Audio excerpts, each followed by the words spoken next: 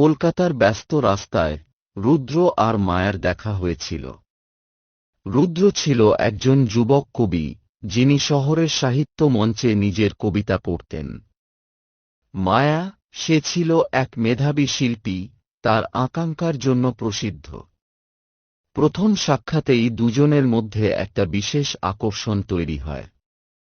একদিন রুদ্র তার নতুন কবিতা লিখতে পার্কে গিয়েছিল। হঠাৎ সেখানেই মায়ার হাতে একটি ব্রাশ এবং রং হাতে নিয়ে সেখানেই আঁকতে বসেছিল। রুদ্র মায়ার আঁকার দিকে তাকিয়ে রইল। মায়ার শিল্পে রুদ্রের মনে কবিতার নতুন ভাবনা জাগল। আপনি কি কবি? মায়া জানতে চাইল। হ্যাঁ, আমি রুদ্র। আর আপনি? একজন শিল্পী।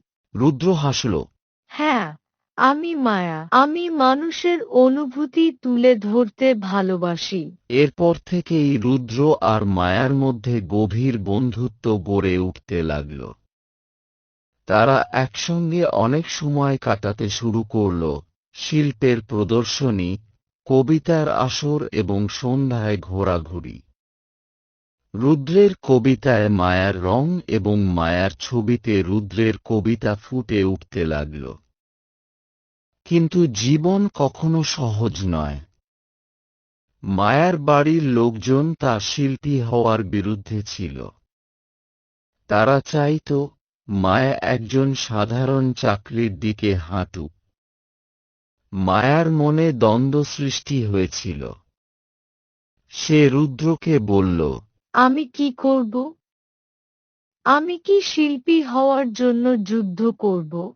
রুদ্র মায়ার হাত ধরে বলল, তুমি যদি তোমার স্বপ্নের পেছনে দাঁড়াও, তাহলে আমি তোমার সঙ্গে আছি। একদিন মায়া সিদ্ধান্ত নিল। সে তার আঁকা ছবিগুলো একটি প্রদর্শনীর জন্য পাঠাল। প্রদর্শনীতে রুদ্র তার নতুন কবিতা পড়ল, যেখানে মায়ার নাম জুড়ে দিল। মায়ার ছবি ও রুদ্রের কবিতা একত্রে দর্শকদের মুগ্ধ করল। এবং সেদিনই মায়ার বাবা মা তাদের প্রেমকে গ্রহণ করলেন। মায়া বুঝল, সত্যিকারের ভালোবাসা সব বাধা অতিক্রম করতে পারে। তারা একসঙ্গে নতুন ভবিষ্যতের দিকে হাঁটতে লাগল, যেখানে ভালোবাসা, শিল্প এবং সাহিত্য মিলিত হয়েছে। সেই শহরে রুদ্র আর মায়ার প্রেমের গল্প এখনো চলছে, শিল্পের রঙে আর কবিতার ছন্দে। কলকাতার ব্যস্ত রাস্তায় রুদ্র আর মায়ার প্রথম সাক্ষাতের দিনটি যেন সারা জীবন মনে পড়ে। রুদ্রের কবিতা আর মায়ার শিল্প, দুটিই যেন একে অপরকে পূর্ণ করে। তাদের প্রেম কেবল একটি সম্পর্ক নয়, বরং দুটি আত্মার মিলন। মায়ার প্রদর্শনীর পর সে এবং রুদ্র এক নতুন দিগন্তের দিকে যাত্রা শুরু করল। মায়ার শিল্পের কদর বাড়তে লাগল এবং সে শহরের সেরা শিল্পীদের তালিকায় স্থান পেল। রুদ্র তার কবিতা দিয়ে সমাজের চোখে ধরা পড়তে শুরু করল। কিন্তু প্রতিদিনের ব্যস্ততা তাদের সময়কে সীমাবদ্ধ করে দিচ্ছিল। মায়া যখন তার নতুন প্রকল্পে ব্যস্ত, রুদ্র কবিতা লিখতে গিয়ে একা হয়ে পড়ছে। তারা ভাবল একসঙ্গে কাজ করলে হয়তো তারা নিজেদের কাছাকাছি থাকতে পারবে। একদিন মায়া রুদ্রকে বলল, কেন আমরা একসঙ্গে একটি প্রকল্প শুরু করব না? আমি তোমার কবিতা নিয়ে একটি শিল্পকর্ম তৈরি করতে চাই। রুদ্র আনন্দে বলল, এটা দারুণ হবে। আমরা একসঙ্গে নতুন কিছু সৃষ্টি করতে পারব। তারা শুরু করল একটি বিশেষ প্রকল্প, ভালোবাসার রং। রুদ্র তার কবিতার মাধ্যমে মায়ার ছবির গল্প বলত, আর মায়া রুদ্রের কবিতায় রং দিত। তারা বিভিন্ন জায়গায় ঘুরে বেড়াল, শহরের প্রান্তে প্রান্তে, প্রকৃতি থেকে শহরের নৈসর্গিক দৃশ্যগুলোর রূপ, সবকিছু তাদের কাজে প্রতিফলিত হচ্ছিল।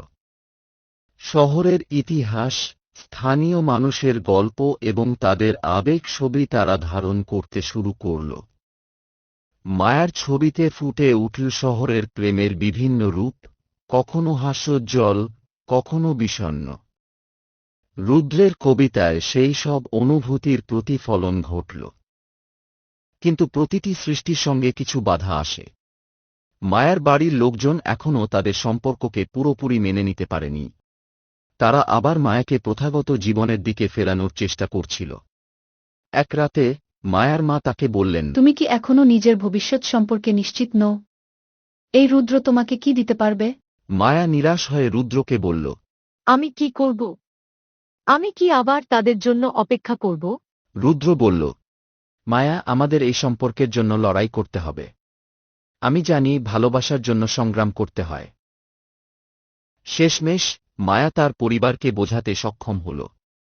একদিন সে তাদেরকে তার এবং রুদ্রের নতুন প্রকল্পটি দেখাতে নিয়ে গেল। প্রদর্শনীতে তারা তাদের কাজের ফলাফল দেখাল, ছবি ও কবিতার একটি অসাধারণ সমাহার।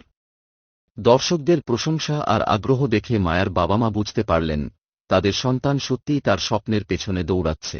মায়া আর রুদ্র একে অপরকে জড়িয়ে ধরে বলল, আমাদের এই সংগ্রাম আমাদের আরও শক্তিশালী করেছে। পরিশেষে মায়া এবং রুদ্র তাদের শিল্পকর্মের মাধ্যমে শহরের মানুষের হৃদয়ে স্থান করে নিল। তারা একসঙ্গে একটি প্রতিষ্ঠানে কাজ শুরু করল যেখানে নতুন শিল্পীদের প্রশিক্ষণ দেওয়া হতো। মায়া তাদের শিল্পীসত্তা বিকাশে সাহায্য করত, আর রুদ্র তাদের লেখনীতে উন্নতি করার জন্য দিক নির্দেশনা দিত। কলকাতার সেই ব্যস্ত রাস্তায় রুদ্র আর মায়ার প্রেমের গল্প এখন নতুন প্রজন্মের অনুপ্রেরণা। তারা দেখিয়ে দিল ভালোবাসা, সংগ্রাম ও সৃষ্টির মাঝে এক অমর সম্পর্ক গড়ে তোলা সম্ভব। শহরটি এখনও তাদের কবিতা আর শিল্পের রঙে রাঙিয়ে আছে, এবং রুদ্র ও মায়ার ভালোবাসার গল্প সবাইকে মনে করিয়ে দেয় সত্যিকারের প্রেম কখনো হারায় না। মায়া ও রুদ্রের প্রেমের গল্প শহরের অলিগলিতে ছড়িয়ে পড়ল। তাদের প্রকল্প ভালোবাসার রং শুধু একটি শিল্পকর্মই নয়, বরং একটি আন্দোলনে পরিণত হল। বিভিন্ন স্থানীয় শিল্পী, কবি এবং সাধারণ মানুষ এই উদ্যোগের সঙ্গে যুক্ত হতে লাগল। মায়া আর রুদ্রের নেতৃত্বে তারা একটি কমিউনিটি আর্ট ফেস্টিভ্যালের পরিকল্পনা করল, যেখানে সবাই তাদের শিল্পের মাধ্যমে অনুভূতি প্রকাশ করতে পারবে। ফেস্টিভ্যালের প্রস্তুতির সময় মায়া আর রুদ্র একসঙ্গে অনেক রাত জাগলেন। তারা স্থানীয় শিল্পীদের সঙ্গে দেখা করতে লাগলেন, তাদের কাজ নিয়ে আলোচনা করলেন। শহরের বিভিন্ন প্রান্ত থেকে অনেকেই এতে অংশ নিতে আগ্রহী হল। রুদ্র কবিতা লেখা আর মায়া শিল্পকর্মের ব্যবস্থা করতে ব্যস্ত ছিলেন। ফেস্টিভ্যালের দিন এসে গেল। শহরের বিভিন্ন স্থান থেকে মানুষ জড়ো হল। মায়ার আঁকা ছবি আর রুদ্রের কবিতা চারপাশে ছড়িয়ে পড়ল। উজ্জ্বল রং আর সুরেলা শব্দে পুরো শহর যেন নতুন রূপ পেয়েছিল। ফেস্টিভ্যাল চলাকালীন মায়া ও রুদ্র তাদের কাজের মাধ্যমে মানুষের সঙ্গে সংযোগ স্থাপন করতে সক্ষম হল। অনেকেই তাদের প্রতি অনুভূতি প্রকাশ করল। এক বৃদ্ধা বললেন, আপনারা আমাদের বেদনা আর সুখকে একত্রিত করেছেন। আমি দীর্ঘদিন পর আমার হৃদয়ের কথা প্রকাশ করতে পেরেছি। এই কথাগুলো মায়া ও রুদ্রকে নতুন উদ্দীপনা দিল। তারা বুঝতে পারল শিল্পের শক্তি মানুষকে একত্রিত করতে পারে। কিন্তু তাদের পথ সবসময় মসৃণ ছিল না। ফেস্টিভ্যালের সাফল্যের পর মায়া আবার তার পরিবারের চাপের মুখোমুখি হল। তার বাবা মা চাইলেন মায়া চাকরি খুঁজে পাক এবং স্থায়ী জীবন গড়ে তুলুক। তারা বললেন, এই শিল্পের জীবন চিরকাল তোমার কাছে থাকবে না। মায়া হতাশ হয়ে গেল। রুদ্র বলল, তুমি তোমার জীবন নিয়ে সিদ্ধান্ত নিতে পার। তোমার স্বপ্নের পেছনে দৌড়ানো কখনোই ভুল নয়। মায়া কিছু সময়ের জন্য বিচলিত ছিল, কিন্তু তারপর সে সিদ্ধান্ত নিল। সে তার পরিবারকে বোঝানোর চেষ্টা করবে, কিন্তু সেই সঙ্গে তার শিল্পীসত্তাকেও ধরে রাখতে চাইবে। মায়া রুদ্রের সাহায্যে তার পরিবারকে এক সন্ধ্যায় নাস্তার জন্য আমন্ত্রণ জানাল। তারা তাদের সৃষ্টিশীল প্রকল্প ও ফেস্টিভ্যালের ভিডিও দেখাল। তাদের কাজের মাধ্যমে তারা বুঝতে পারল মায়া সত্যিই তার স্বপ্নের পেছনে ছুটছে। মায়ার বাবা মা অবশেষে বুঝতে পারলেন তাদের মেয়ে যেটি করছে তা কেবল একটি পেশা নয়, বরং একটি জীবনধারা। তারা তাদের মেয়ের পছন্দকে সম্মান জানালেন। এদিকে মায়া আর রুদ্র তাদের শিল্পের মাধ্যমে শহরের মানুষের জীবনে পরিবর্তন আনতে লাগলেন। তাদের প্রকল্পটি শুধু একটি উদ্যোগই ছিল না, বরং এটি শহরের সংস্কৃতির অংশ হয়ে উঠেছিল। তারা শহরের বিভিন্ন বিদ্যালয়ে কর্মশালা পরিচালনা করতে শুরু করল, যেখানে নতুন প্রজন্মের শিল্পীদের উৎসাহিত করা হচ্ছিল। রুদ্র আর মায়ার প্রেম আরও গভীর হল। তারা একে অপরের সৃষ্টিতে অনুপ্রেরণা পেল, একে অপরের শক্তি বাড়াতে লাগল। তারা জানত জীবন সঙ্গী হওয়া মানে শুধুমাত্র ভালোবাসা নয়, বরং একে অপরের স্বপ্নের পেছনে দাঁড়িয়ে থাকা।